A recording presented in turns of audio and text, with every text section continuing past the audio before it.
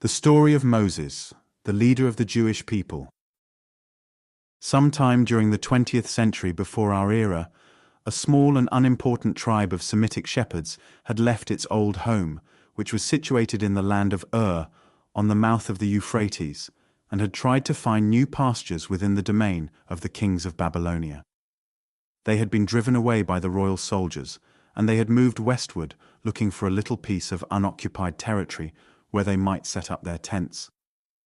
This tribe of shepherds was known as the Hebrews, or as we call them, the Jews. They had wandered far and wide, and after many years of dreary peregrinations, they had been given shelter in Egypt. For more than 5 centuries, they had dwelt among the Egyptians, and when their adopted country had been overrun by the Hyksos marauders, as I told you in the story of Egypt, they had managed to make themselves useful to the foreign invader, and had been left in the undisturbed possession of their grazing fields.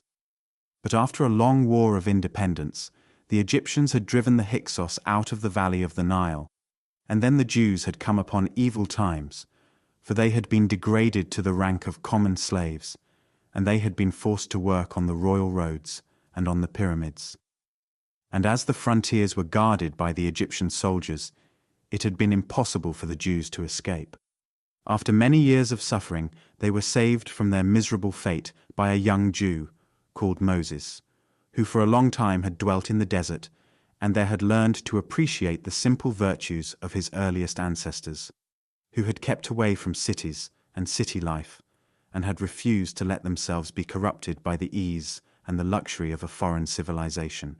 Moses decided to bring his people back to a love of the ways of the patriarchs. He succeeded in evading the Egyptian troops that were sent after him, and led his fellow tribesmen into the heart of the plain at the foot of Mount Sinai.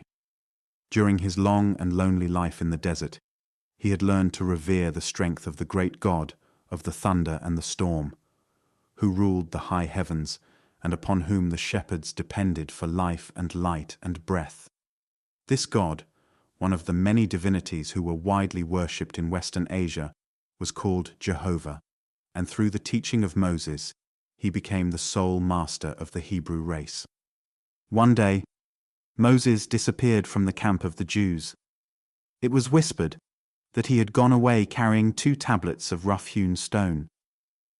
That afternoon, the top of the mountain was lost to sight.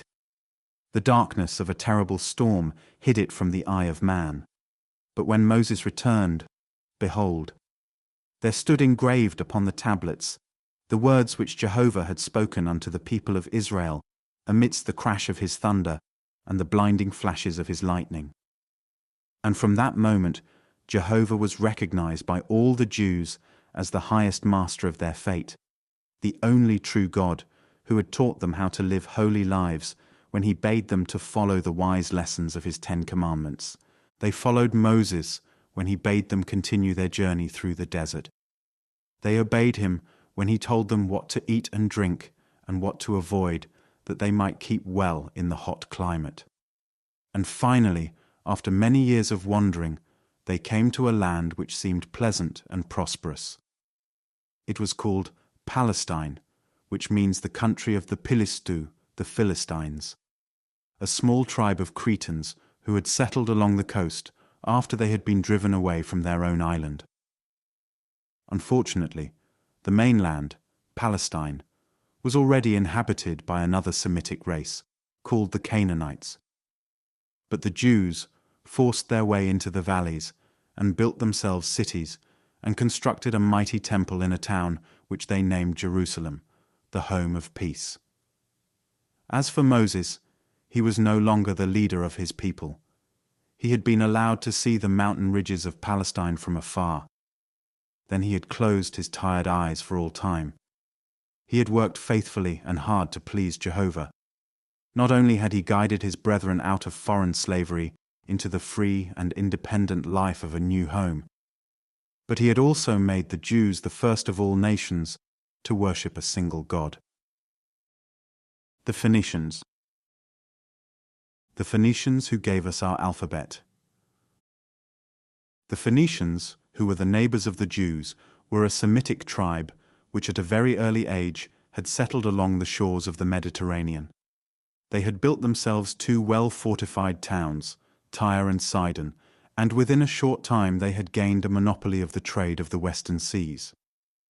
Their ships went regularly to Greece and Italy and Spain, and they even ventured beyond the Straits of Gibraltar to visit the Scilly Islands, where they could buy tin.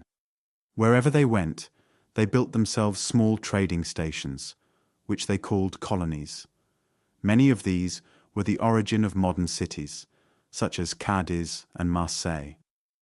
They bought and sold whatever promised to bring them a good profit. They were not troubled by a conscience. If we are to believe all their neighbors, they did not know what the words honesty or integrity meant. They regarded a well-filled treasure chest the highest ideal of all good citizens. Indeed, they were very unpleasant people and did not have a single friend. Nevertheless, they have rendered all coming generations one service of the greatest possible value. They gave us our alphabet. The Phoenicians had been familiar with the art of writing, invented by the Sumerians. But they regarded these pothooks as a clumsy waste of time. They were practical businessmen and could not spend hours engraving 2 or 3 letters. They set to work and invented a new system of writing which was greatly superior to the old one. They borrowed a few pictures from the Egyptians, and they simplified a number of the wedge-shaped figures of the Sumerians. They sacrificed the pretty looks of the older system for the advantage of speed, and they reduced the thousands of different images to a short and handy alphabet of 22 letters. In due course of time, this alphabet traveled across the Aegean Sea and entered Greece. The Greeks added a few letters of their own and carried the improved system to Italy. The Romans modified the figures somewhat, and in turn taught them to the wild barbarians of Western Europe.